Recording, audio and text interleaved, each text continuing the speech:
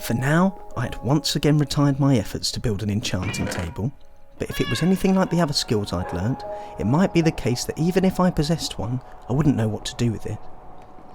I did now know the basics of using an anvil, so felt it was only appropriate that I had one of my own. When constructing the smithy, I built the whole back wall of the forge with smooth stone bricks. Although practical, I recognised the smithy was going to match the drab look of the place.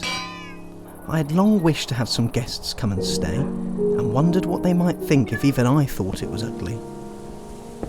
I stopped myself ruminating to focus on the anvil I had just made. In the peace of my home, it was easier to concentrate, and the magic rod was looking sleek and untarnished after some more work. This time, I noticed a palpable sapping of the magic that was latched onto me. When Abranus had taught me how to repair magical equipment, he had been extremely impressed, and now I considered if it was because of the speed I had picked up channeling the magic.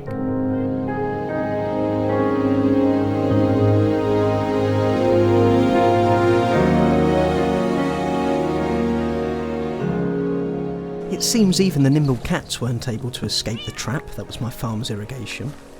They felt so much like family that I had forgotten that Seville, Elin and the kitten had never seen Fool's Landing before. They were certainly making themselves at home, and I was learning that sometimes you just had to be firm with them. It was about time that I spruce up the place. Whilst a nice idea, the tree in my budding town square was far too big. I instead replaced it with numerous oak saplings dotted around. I thought I was going to need the resources as I began the long overdue refurbishment of the bunker. I started by refitting the corner foundations of the structure with strong oak, and then went on to do the same with the smithy. My productivity didn't stop after I came in for the night, as I was also working on the basement. I made alcoves for the chests and reinforced the room with oak beams, including stripping the topmost beam, a technique I'd not incorporated before. The cats continued to push the limits of what they could get away with, and wouldn't move off the chests even with strong encouragement. Luring them away with the cooked fish was no good, and even with the strengthened magic rod, I couldn't reach the sea from my plateau to catch more. When I finally coaxed the animals into the cartography suite with just cooing, I told them all firmly to stay. To Two Bones' apparent dismay, he wouldn't make eye contact with me.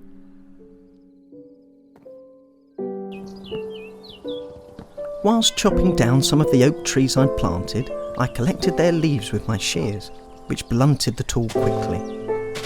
These shears had been with me since before I'd even reached Fool's Landing, and held sentimental value. That and my tendency to hoard things ended up with them squirreled away, before they broke in the field like the iron axe I'd bought from Abranus did. My work on the homestead continued. In the day I remoulded the bunker, smithy and farmhouse, and in the night I extended the storage closet, which was beginning to form into a tunnel. With a few things moved around along the way, this place was starting to feel like new. I now had a keener eye for minerals and snatched up some of the surrounding coal and iron, and in doing so found myself making more tunnels into my plateau. That had given me another idea.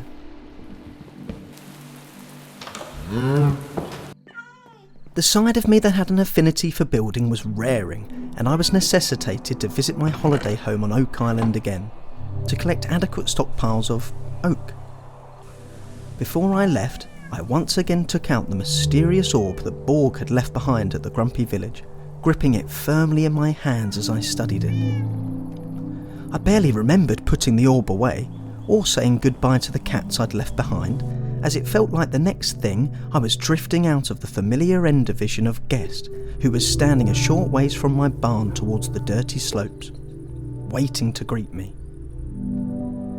The trip across the dirty slopes was also a blur, as the aftershocks of his subsequent vision swam through my mind as I collected some lava from the scalding pool. It wasn't until I finally found a way to get Two Bone into the water to leave Copperwater Cave that I got my full bearings back. What had that creature shown me this time? Something about an ancient catastrophe? No, it was a warning. but I couldn't make sense of it. The transferred images seemed to fade away so quickly, the message almost seemed desperate. I tried to put that rather bizarre experience behind me and leisurely rode around a portion of my largest map, colouring it in. When night fell, I headed for Oak Island. My holiday mainly involved chopping, and I made good use of my time until I was welcomely interrupted by the merchant, who too apparently enjoyed the exoticness of the surrounding islands. I said hello to his llamas and told him about Seville, Enin, and the now grown-up kitten, Titan. The merchant admired my fishing rod, and I told him where I'd found it, and how the people of the Grumpy Village had helped to fix it up. That got him chatting about rumours of the recruitment drive at the Grumpy Village. Very out of character, he said, and it has disturbed Gloria in Old Carlton so much that she's now writing to outside villagers with similar invitations to move in. Not sure how she intends to send those letters. The people of Lushville, on the other hand, were getting excited at the prospect of providing food for the potential influx of new people in the region, which will inevitably need more farmhands. The merchant couldn't understand why anyone would want to move back here after the disastrous rise in monster sightings about 10 years ago, and the current boldness of the raider attacks. I, on the other hand, relished the idea, hoping that some of them might want to see my home. The merchant, sharp as ever, seemed to read my mind, as well as the foolish grin that was filling my face, and suggested that visitors might travel all the way to my plateau to have a taste of the delicious bread I make. If the farmers of Lushville's reviews were anything to go by, it was the tastiest thing they'd ever eaten. Nellie jiggled in my pocket at the passed-on compliment for her recipe, and I held her tightly to stop the merchant noticing. It was hard to hide anything from the merchant, but luckily he was deep in thought until he snapped himself out of it to tell me that his name was Quinn. It was a silly thing, but the merchant didn't tend to tell people his real name. Said it adds to the mystique of the travelling salesman, and I was flattered that he trusted me enough to tell him now. I'd collected all that I could carry while still fitting Two-Bone in the boat. The journey to and from Oak Island, whilst relaxing, was one of the longer journeys I make. It gave me plenty of time to fantasise about owning a world-renowned bakery. I was letting my thoughts wander all the way back home until my short-sighted idea to protect the animals from the forge's lava with wooden trapdoors set alight. After refocusing, I found the recipe for iron trapdoors that were hidden away in Nellie's section for redstone-associated items. I didn't know why she had put it there and didn't get a chance to try and find out, because as I went to place the iron trapdoors on the forge, I saw something that made me freeze where I stood in shock and fear.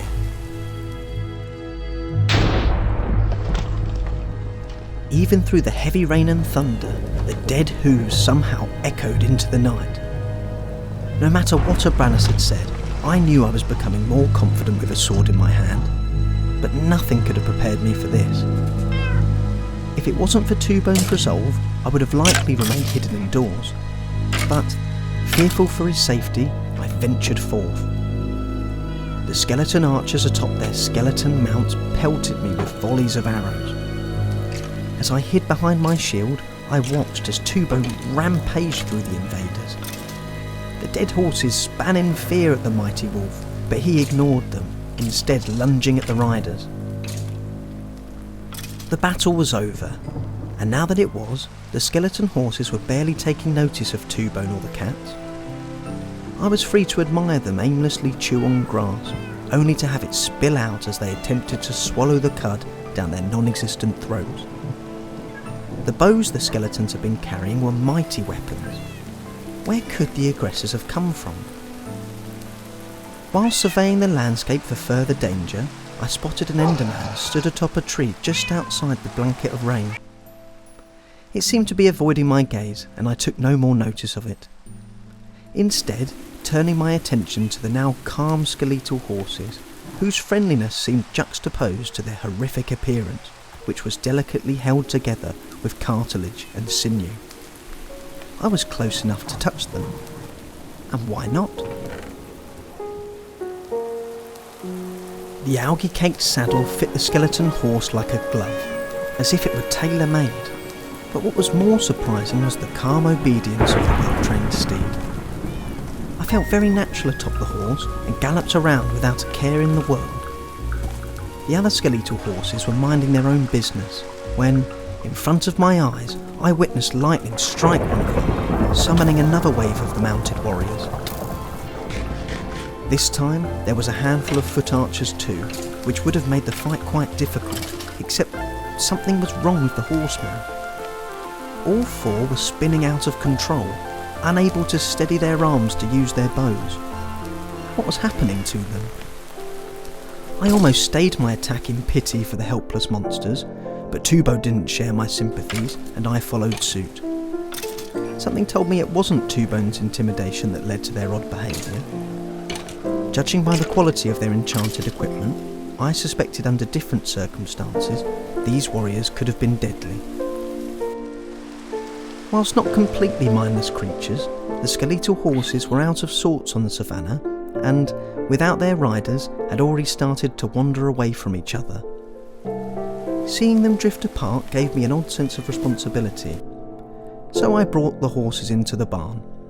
All 8 of them. The stalwart Poof was nonplussed. With peace now returned to my home, I continued busying myself. Underground, I found maps to be particularly useful and made another small map when the storage tunnel's extension went off the first one's page. I continued until the tunnel intersected with a small tunnel I'd dug into the barn. My attempt to put a safety lid on the forge was somewhat of a lesser success than the joining of the tunnels, and I found that I couldn't open the iron trapdoors by hand and had to liaise with Nellie, who once again referred me to her redstone pages.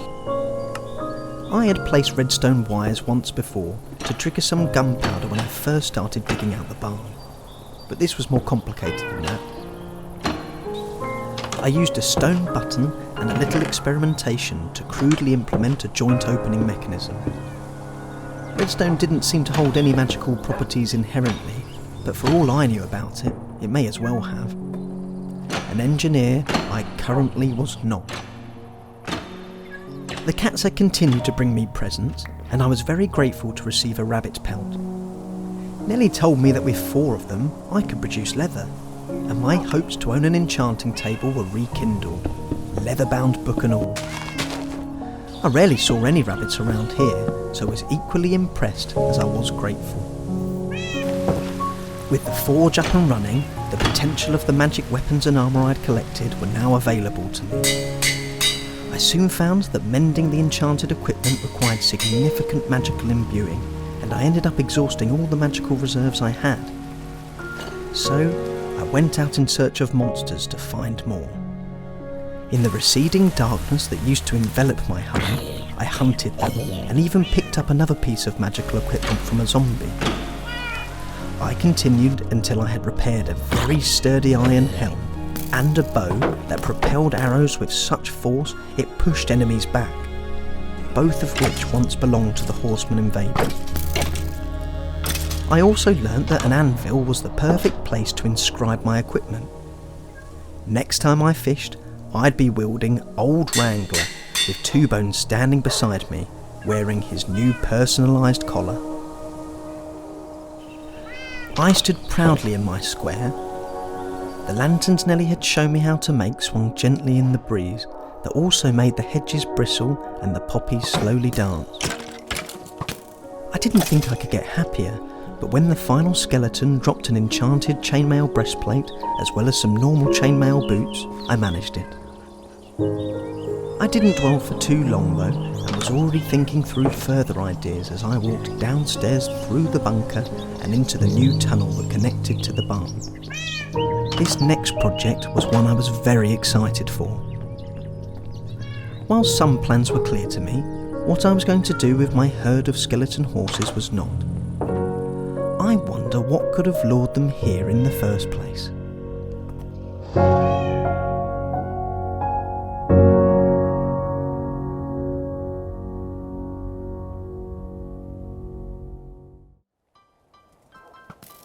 So I first started playing Minecraft while it was still in beta, but I've always played it on and off and never really gone into the game to try and find out what the new updates included. So when I was playing this one, I didn't even know that skeleton horses were in the game. So after I looked it up, and on hard mode, apparently the chances of them spawning only in thunderstorms are between 2.25 and 6.75%, depending on regional difficulty. So for 2 to happen, one after the other, the best chance of that, with max regional difficulty, is 0.46%. With low regional difficulty, that becomes 0.051%, which is about 1 in 2,000. I think from this we can conclude that this was no accident, must have been foul play. Also, happy to announce that Plexaphon, winner of Fall's 500 Follower Festival's character, was finally introduced properly this episode, and I'm looking forward to seeing more of Quinn, the sharp-eyed, sharp-tongued merchant. Thank you all for watching, and I hope you enjoyed.